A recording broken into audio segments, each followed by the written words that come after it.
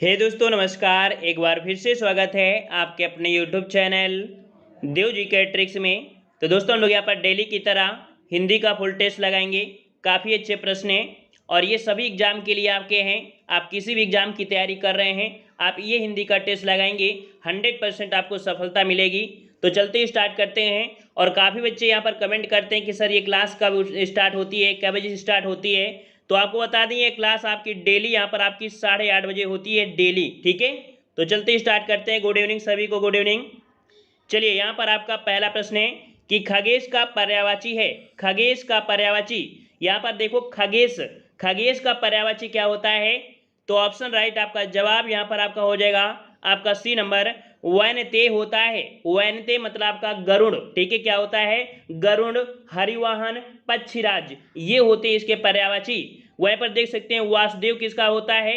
तो वासुदेव आपके कृष्ण भगवान को कहा जाता है, माधव कहा जाता है वासुदेव। ठीक है, वहीं पर जो वाक दिया है तो वाक जो कह सकते हैं ये वाणी या वाचा कहा जाता है। ठीक है, वहीं पर आपका जो विधु दिया है, विधु आपका होता है चंद्रमा का पर्यायवाची। चंद्रमा, सुधांशु, कलाधर, ये आपके विधु के होते हैं। ठीक है, इस प्रकार से ऑप्शन आपके कंप्लीट हुए। अगले प्रश्न की ओर बढ़ते हैं। प्रश्न आपसे अगला दिया है कि कौन सा शब्द घोड़ा का पर्यायवाची नहीं है। घोड़ा का पर्यायवाची नहीं है। तो देख सकते हैं आपका दिया है बाजी, तुरंग और है, ये घोड़ा का पर्यायवाची होता है। लेकिन जो शार्दुल दिया है, शार्दुल दिया है, ये शेर का पर्यायवाची होता है। याद रखिए ये शेर का पर्यायवाची होता है। ठीक है, चलिए अगला प्रश्न है कि दुर्बल का विलोम क्या है। दुर्बल का विलोम, तो देखो दुर्बल का विलोम क्या होगा। तो यहाँ पर देखिए, यहाँ पर आपका जो दुर्बल है, निर्बल है, ये तो आपके दूसरे के कह सकते हैं समानार्थी हैं, है ना। तो ये तो हो नहीं सकता है। तो यहाँ पर 3 का ऑप्शन आपका बी हो जाएगा। दुर्बल का विलोम आपका सबल होता है। ऑप्शन एट आपका बी हो जाएगा, दुर्बल का विलोम सबल होता है। अगले प्रश्न की ओर बढ़ते हैं। प्रश्न आपसे अगला पूछा गया है कि उसने कहा था कहानी के लेखक आपके कौन हैं। उसने कहा था कहानी के लेखक आपके कौन से हैं। 4 का जवाब दीजिए। चलिए बिल्कुल सही जवाब है, उसने कहा था कहानी के लेखक आपके, बिल्कुल सही जवाब है। ऑप्शन आपका बी हो जाएगा। यहाँ पर चंद्रधर शर्मा गुलेरी हैं। याद रखिए उसने कहा था कहानी के कौन, तो चंद्रधर शर्मा गुलेरी हैं। ऑप्शन आपका बी हो जाएगा। अगला प्रश्न है कि बैताल पचीसी किसकी कृति है। बैताल पचीसी किसकी कृति है। ये काफ़ी अपवादित क्वेश्चन आपका रहता है। कहीं कहीं पर आपको यहाँ पर कह सकते हैं कि सूरत मिश्र मिलता है, और कहीं कहीं बेताल भट्ट नाम से जाना जाता है, कहीं पर राजा विक्रम के नाम से भी जाना जाता है, कहीं पर सदल मिश्र के नाम से भी जाना जाता है। तो याद रखिए यहाँ पर आपका बी हो जाएगा। या अगर इसे नहीं मानते हैं तो आपका बेताल भट्ट। ठीक है, क्योंकि जब पूरी कहानी पढ़ेंगे तो आपका बेताल भट्ट आपका कह सकते हैं वहाँ पर आएगा, तो आपको बेताल भट्ट लगा देना है। लेकिन ऑप्शन में आप नहीं है, इस कारण से आपको बी लगाना है। ठीक है, कहीं कहीं पर आपको यहाँ पर सदल मिश्र मिलता है, तो हमने बता दिया है ये आपका अपवादित है। और आप लोग भी यहाँ पर कह सकते हैं, कमेंट कर सकते हैं इस प्रश्न के बारे में। ठीक है, चलिए अगला प्रश्न आपसे पूछा गया है कि कुल कुल शब्द का जोड़े का सही अर्थ बताना है। देखिए कुल का अर्थ क्या होता है और कुल का अर्थ क्या होता है। यहाँ पर देखिए कुल मतलब क्या होता है, वंश होता है, और कुल मतलब आपका किनारा होता है। ठीक है, तो जिसका जवाब यहाँ पर ए आ रहा है बिल्कुल सही है। कुल मतलब आपका वंश होता है और कुल मतलब किनारा होता है। अगले प्रश्न की ओर बढ़ते हैं। प्रश्न आपसे अगला है कि अधिसूचना का प्रयोग किस क्षेत्र में नहीं किया जाता है। अधिसूचना, नोटिफिकेशन, है ना। तो याद रखिए अधिसूचना का प्रयोग नियम में भी करते हैं, आदेश में भी करते हैं, अधिकार में भी करते हैं, लेकिन यहाँ पर कर्तव्य में अधिसूचना का प्रयोग नहीं किया जाता है। तो 7 का ऑप्शन राइट आपका यहाँ पर सी हो जाएगा। अगला प्रश्न आपका दिया है कि प्राधिकारी के लिए सटीक अंग्रेजी शब्द बताइए। प्राधिकारी के लिए सटीक अंग्रेजी शब्द आपका कौन सा हो जाएगा। सही जवाब यहाँ पर कौन सा हो जाएगा, तो याद रखिए इन्हें बोला था अथॉरिटीज। ऑप्शन आपका हो जाएगा बी नंबर, अथॉरिटी होता है। ऑप्शन आपका बी सही हो जाएगा। अगले प्रश्न की ओर बढ़ते हैं। प्रश्न आपसे अगला है कि मामला अभी भी विचाराधीन है, वाक्य का उचित अंग्रेजी अनुवाद बताना है। याद रखिएगा कि यहाँ पर आपका मामला अभी भी विचाराधीन है, अर्थात इसका जो आपका अंग्रेजी अनुवाद बनेगा वो आपका कौन सा बनेगा। 9 का जवाब दीजिए। तो यहाँ पर आपका हो जाएगा ऑप्शन आपका यहाँ पर सी हो जाएगा, the matter is the still under consideration. ठीक है, ऑप्शन आपका यहाँ पर सी सही हो जाएगा। अगले प्रश्न को आते हैं। प्रश्न आपसे अगला है कि जिसका निवारण अत्यंत कष्ट से किया जा सके के लिए एक शब्द बताइए। जिसका निवारण अत्यंत कष्ट से किया जा सके उसके लिए जो आपका एक शब्द हो जाएगा वो आपका कौन सा होता है। तो राइट आंसर आपका हो जाएगा यहाँ पर सी नंबर, दुर्निवार होता है। याद रखिए क्या होता है, दुर्निवार होता है। ऑप्शन आपका सी हो जाएगा। अगला प्रश्न आपका दिया है, उलाहना शब्द का तत्सम रूप बताइए। उलाहना का तत्सम रूप पूछा है, और उलाहना का तत्सम रूप आपका क्या बनता है, क्या बनता है? तो ऑप्शन आपका यहाँ पर याद रखिए, उलाहना का तत्सम आपका होता है उपालंभ। क्या होता है? उपालंभ होता है। ऑप्शन आपका यहाँ पर बी सही हो जाएगा। जिसका जिसका जवाब बी आ रहा है बिल्कुल सही है। चलिए अगले प्रश्न की ओर बढ़ते हैं। कह रहा आपसे, निम्न में से तत्सम शब्द कौन सा है? चलिए जवाब देते चलिए जिसको आ रहा है। चलिए यहाँ पर तत्सम शब्द आपसे पूछा है, तो देखो तत्सम में यहाँ पर जो शिखा है, शिखा आपका यहाँ पर तत्सम है। ठीक है, 12 का ऑप्शन आपका ये हो जाएगा। तत्सम शब्द पूछा है तो ऑप्शन आपका ये हो जाएगा शिखा।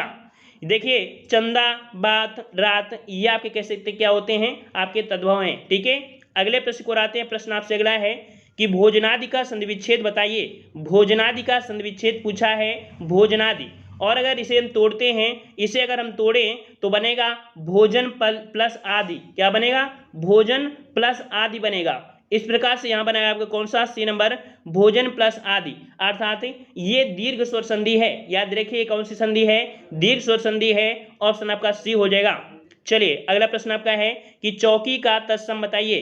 चौकी का तत्सम बताना है। चलिए सभी लोग जवाब दीजिए यहाँ पर, चौकी का तत्सम। चलिए बिल्कुल सही है, चौकी का होता है चतुष्पादिका होता है। ऑप्शन आपका सी हो जाएगा, चतुष्पादिका। ठीक है, सी नंबर। अगले प्रश्न की ओर बढ़ते हैं। कर आपसे वेदोदय का संधिविच्छेद बताइए। वेदोदय का संधिविच्छेद बताना है आपको। वेदोदय, यहाँ पर याद रखिए हमने आपको बताया था कि जहाँ पर ओ की मात्रा लगी होती है वो आपकी गुण संधि होगी। तो ये तो पता चल गया है कि आपकी गुण संधि है। अगर इसे तोड़े तो किस प्रकार से तोड़ें? इसे तोड़ेंगे तो बनेगा वेद धन उदय। क्या बनेगा? वेद धन उदय बनेगा, जो कि ऑप्शन आपका बी सही हो जाएगा। ठीक है, चलिए अगले प्रश्न को आते हैं। प्रश्न आपसे अगला है कि मोहन एक अच्छा विद्यार्थी है। मोहन एक अच्छा विद्यार्थी है, यहाँ पर आपका पूछा है विशेष से। ठीक है, विशेष से पूछा है ना, तो यहाँ पर देख सकते हैं कि विशेष से कौन होता है, जिसकी विशेषता बताई जा रही है। किसकी?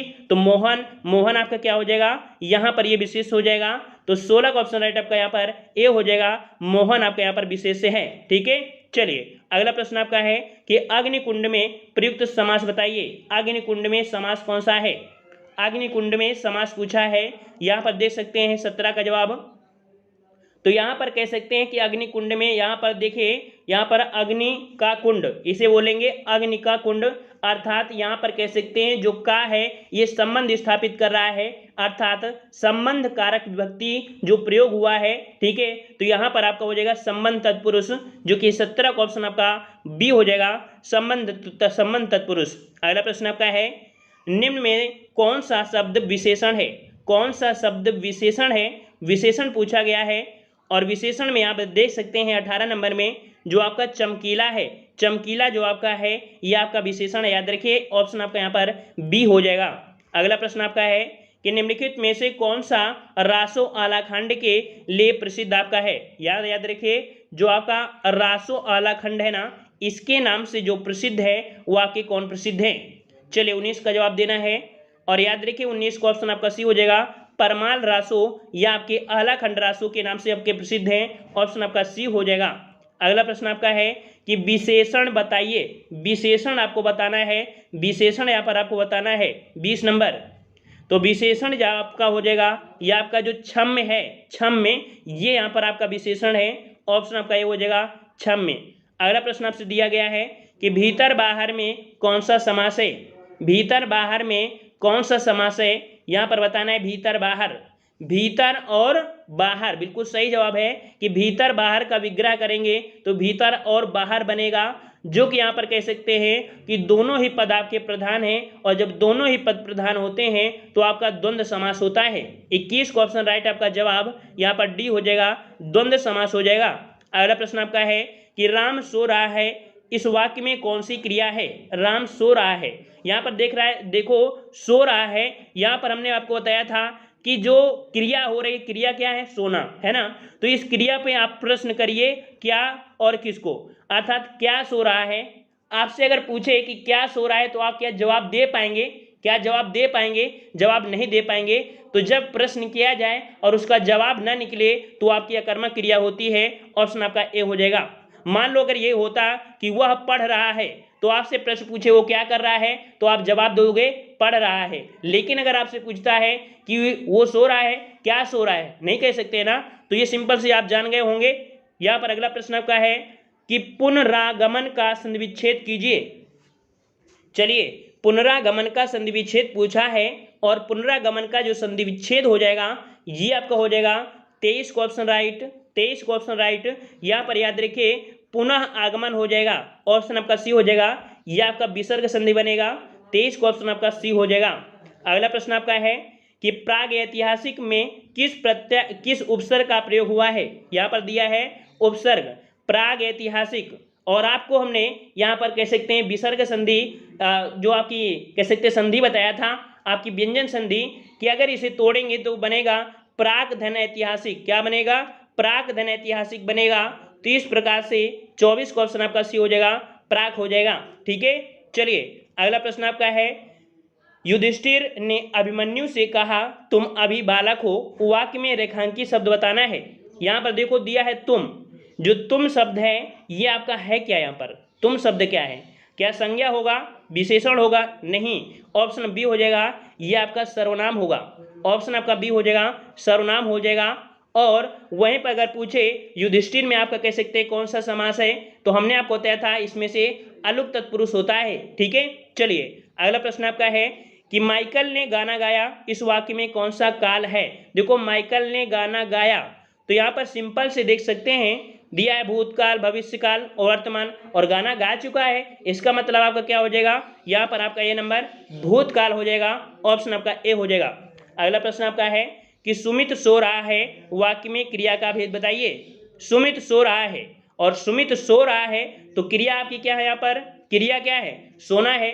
और जब सोना क्रिया है तो हमने बताया था क्रिया में आप क्या करें, क्या कर रहा है, मतलब कह सकते हैं क्या सो रहा है, क्या सो रहा है। तो भैया यहाँ पर क्या हो जाएगा? अकर्मक हो जाएगा ना, सिंपल सी बात है, ए नंबर आपका सही हो जाएगा। अगला प्रश्न आपका है कि किस विकल्प में अतुकांत शब्द है।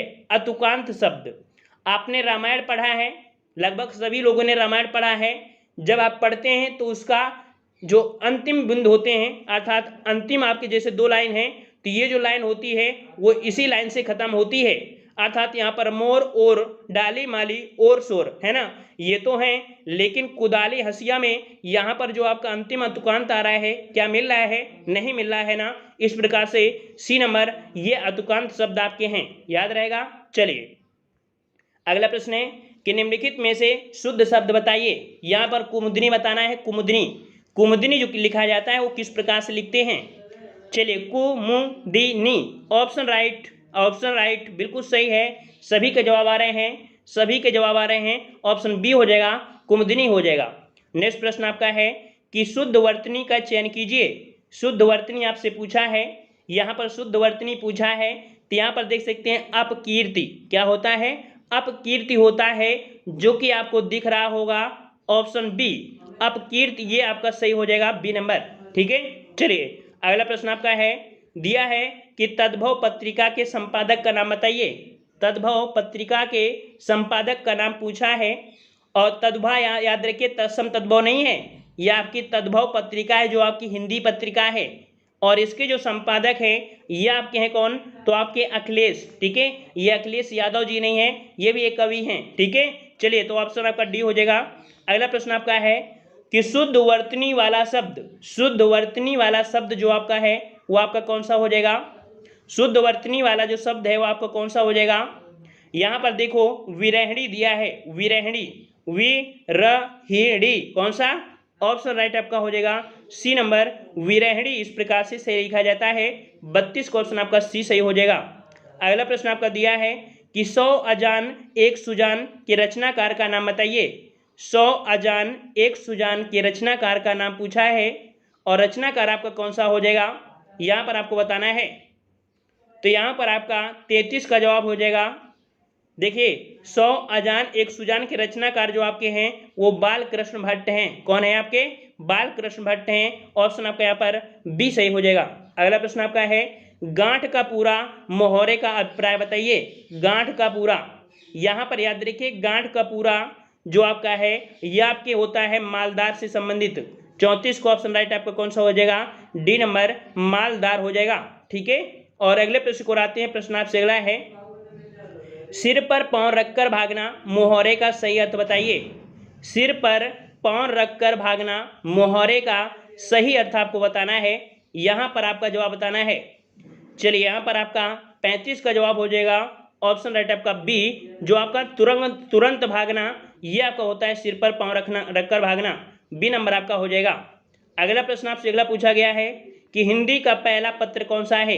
हिंदी का पहला पत्र आपका कौन सा है, तो याद रखिए हिंदी का पहला पत्र आपका कौन सा है, तो आपका उदंत मार्तंड। ठीक है, उदंत मार्तंड है, ऑप्शन आपका यहाँ पर ए हो जाएगा। उदंत मार्तंड है, ये हिंदी का पहला पत्र है जो कि कलकत्ता से प्रकाशित किया गया था और आपके कह सकते हैं 30 मई 1826 को। ठीक है, चलिए अगला प्रश्न आपका है कि कानन का पर्यायवाची शब्द, कानन का पर्यायवाची आपको बताना है और कानन का पर्यायवाची आपका क्या बनेगा। यहाँ पर आपका 37 का जवाब हो जाएगा सी नंबर। कानन का पर्यायवाची आपका वन होता है। ठीक है, वन होता है, ऑप्शन आपका सी हो जाएगा। अगला प्रश्न आपका दिया है करुण रस का स्थायी भाव क्या है। करुण रस का स्थायी भाव आपको बताना है, तो यहाँ पर देख सकते हैं करुण रस का स्थायी भाव होता है कौन सा, शोक होता है। बिल्कुल सही है, करुण रस का स्थायी भाव आपका शोक होता है, याद रखिए। वहीं पर हास्य रस का आपका हास्य होता है, वीर रस का आपका उत्साह, और आपका रथ किसका होता है, तो श्रृंगार रस का होता है। ठीक है, चलिए अगला प्रश्न आपका है, कह रहा आपसे वीर रस का स्थायी भाव, वीर रस का स्थायी भाव दिया है, तो यहाँ पर आपका जवाब क्या हो जाएगा 39 में। सही जवाब 39 का हो जाएगा आपका सी नंबर। वीर रस का स्थायी भाव का क्या होता है, उत्साह होता है। ठीक है, चलिए अगला प्रश्न आपका है कि जयद्रथ वध किसकी रचना है। जयद्रथ वध किसकी रचना है, याद रखिए जयद्रथ वध जो आपकी है यह आपकी किसकी है, यह आपकी मैथिली शरणगुप्त की है। 40 का ऑप्शन आपका सी हो जाएगा। ठीक है, 40 का ऑप्शन सी हो जाएगा। अगला प्रश्न आपका है कि दो समान व्यंजनों से बना संयुक्ताक्षर कौन सा आपका है। देखो दो व्यंजन से आपके संयुक्ताक्षर अर्थात कह सकते हैं समान आपके हैं, दो समान आपके हैं, तो देखिए दो समान शब्द आपके किस में दिख रहे हैं, पत्ता देखिए ता है और इसमें भी ता है, अर्थात कौन सा हो जाएगा, सी नंबर आपका यहाँ पर सही हो जाएगा। अगला प्रश्न आपका है कि छंद से संबंधित गणों की संख्या क्या है। जब हमने आपको छंद बताया था तो छंद की यहाँ पर आपकी गणों की संख्या, जो गण बनते हैं वो आपके तीन तीन शब्दों से मिलकर बनते हैं, जैसे यगड़ तगड़ मगड़ जगड़ सगड़, है ना। ये जो आपके हो जाएंगे यहाँ पर 42 का ऑप्शन राइट आपका हो जाएगा। यहाँ पर सी नंबर 8 होते हैं। ठीक है, 8 होते हैं इनकी संख्या, गणों की संख्या आपकी 8 होती है, याद रखिएगा। अगला प्रश्न आपसे पूछा है छंद पढ़ते समय आने वाले विराम को क्या कहते हैं। छंद पढ़ते समय आने वाले विराम को क्या कहते हैं, तो याद रखिए आने वाले विराम को क्या बोलते हैं, ऑप्शन आपका यहाँ पर हो जाएगा बी नंबर, यति बोलते हैं। क्या बोलते हैं, यति बोलते हैं, ऑप्शन आपका बी हो जाएगा। अगला प्रश्न आपका है कि विलोम बनाने के लिए अन का प्रयोग वहाँ होता है। देखिए विलोम बनाने के लिए जो अन का प्रयोग होता है वो आपके कहाँ पर होगा, कहाँ पर होगा, याद रखिएगा, याद रखिएगा अन का जो प्रयोग होता है वो आपका कब, तो जब शब्द के आरंभ में कोई स्वर हो, जब शब्द के आरंभ में कोई स्वर हो तो वहां पर अन का प्रयोग करते हैं, ऑप्शन आपका ए सही हो जाएगा।